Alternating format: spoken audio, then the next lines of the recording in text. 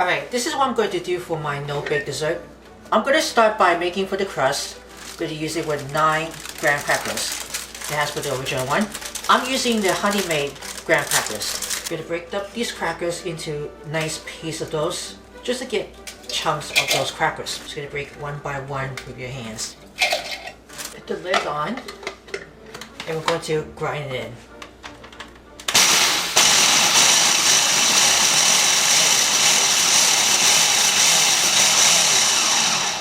Alright, just all ground up. We're going to put it into the bowl. Now we got the graham crackers has been grounded up into the food processor. We're going to transfer it into the bowl.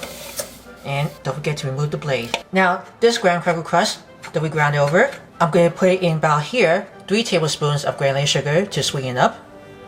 I'm going to use this rubber spatula to get the sugar right in the crackers. Then we're going to make it a little well in the center. Then we're going to put it into here. 6 tablespoons of melted butter. Then you're going to get that moist with using with the sand. So once the crackers, the sugar, and the butter comes into the moist, wet sand, we're going to put it into a 9-inch springform pan. I'm going to use the one with the leak proof. Now just moist up with the wet sand. We're going to put it into a prepared pan.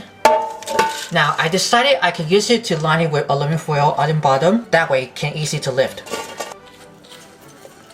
You're going to spread that right over. Then you're going to pack it in. Right, just pack all the way.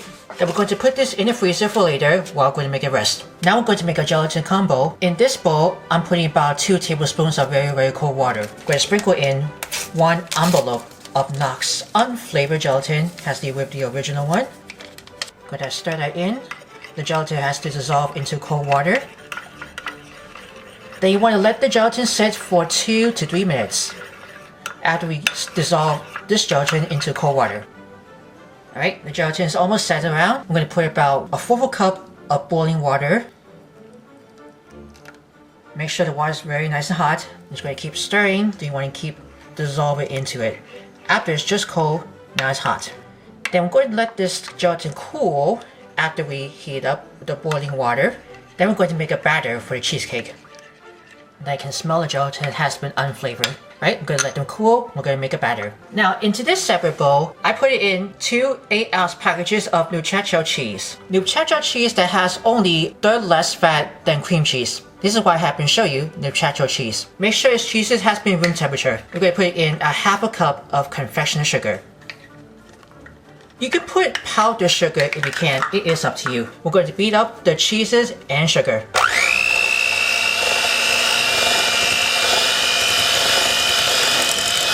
Alright, you want to make sure to scrape down the bowl using with the rubber spatula to get everything for the sugar to the cream cheese. That has to be very light and fluffy. Alright. Now to get this flavor, I like to try these with 1 teaspoon of raspberry extract. And I can smell the raspberry very tastes great. Get it right over. And don't forget, the unflavored gelatin has been dissolved with the combo. Gelatin helps the cheesecake batter stays into the refrigerator. That prevents from over melting. Gonna be right over inside with the gelatin.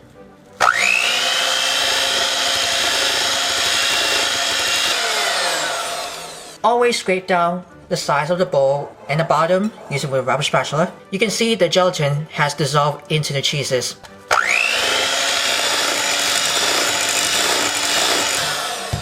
Now, to get that colorful of those batter, I like to try with the freeze-dried raspberry. I'm going to ground out these into the grinder. You can also put it into the coffee grinder if you can, if you have it in the house, because I love to try this very colorful, very vibrant. Now, I just already ground out until it's nice and powdered for the freeze-dried raspberry that I measure about only 1 tablespoon. I like to use a sieve to break all those lumps. So we're going to put this right into this, get very color. You're going to beat that over until nice and vibrant raspberry.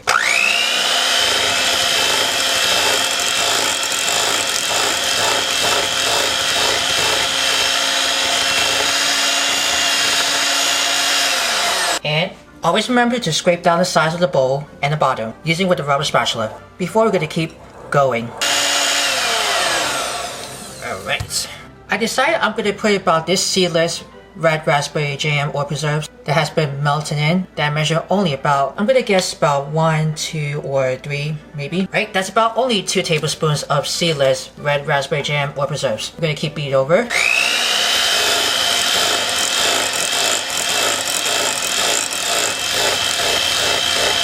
And remember to scrape down the sides with the rubber spatula.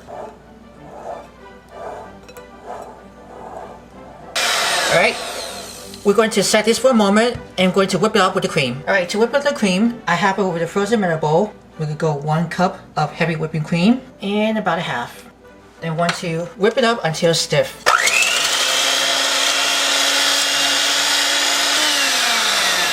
Here we are, nice over whipped or very stiff. Now you want to fold the whipped cream into the cheese mixture. Has been tinted with raspberry. Right, fold it in, use it with a rubber spatula. Alright, it just folded over. Look how bright colorful of the raspberry. Very, very pink. We're going to take this crust out of the freezer. We're going to pour this batter after we just fold right onto the crust. And then just going to spread it around with the rubber spatula, or you can use it with the back of a spoon.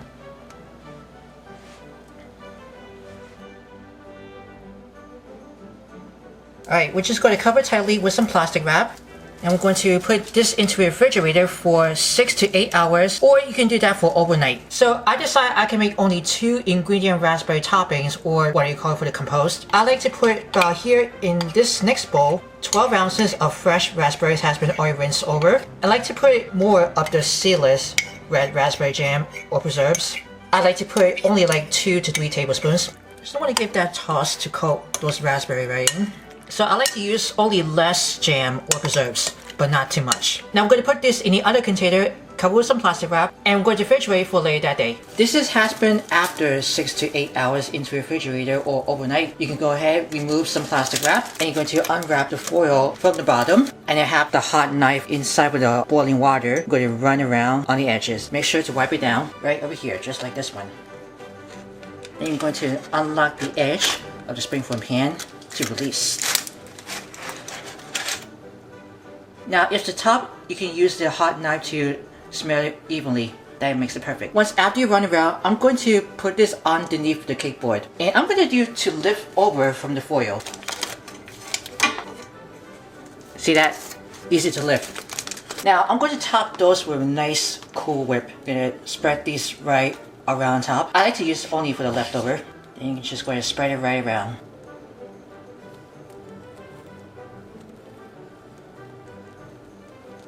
The Cool Whip has been topped over. The raspberry topping has composed these infused from the jam, and I transfer it into the microwave safe bowl, microwave for 1 minute at a time, and I gently stir, and I put 1 more minute. The total will be 2 minutes. I'm going to top over those raspberry composed, and you can see this jam has been infused. Alright, you can see this topping has dripped over all the way for the cheesecake. So what do you think about that? And here you go. You have it finished. No big raspberry Neufchâtel cheesecake. If you're interested for more recipes, write me in the comments below. Real always before sharing. Always remember to smash that like button. As always, enjoy. Did you enjoy this video? Let us know in the comments what you think about this. Check out these other recipes from In the Kitchen with Worldwide Campus on this playlist. Then be sure to subscribe and ring the bell to be notified for our latest videos.